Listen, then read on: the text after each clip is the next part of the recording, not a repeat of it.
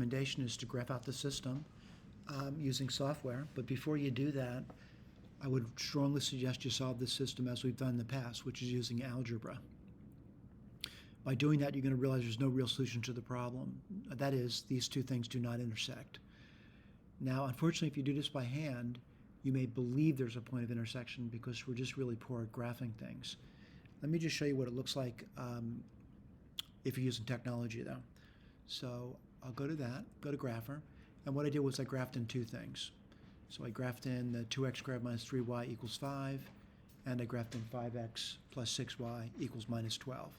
Looking at it, I want to point out if you just simply did this over here, looking in this region over here, it sure does look like they're touching each other here. Now if you zoom out, there's even further evidence that it looks like it's touching each other. If you start to zoom in though, what you're going to notice, let me pull it up a little bit. There's a separation between them, but they sure are close. All right, they sure are close. Let me just zoom in more into this region over here. They're close, but they're never going to touch. All right? Okay, what's critical thing over here? Please go back to what you've done in the past, which is solving it, paper and pencil, as we've done in the past. We had tons of techniques. Substitution was a great one. What do? Substitute it, solve for x, solve for y. We found 2 points.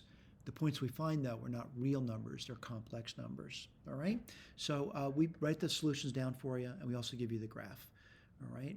However, a rough graph may deceive you into believing that there's actually a point of intersection, particularly if you're very poor at putting a rough graph down. Thank you.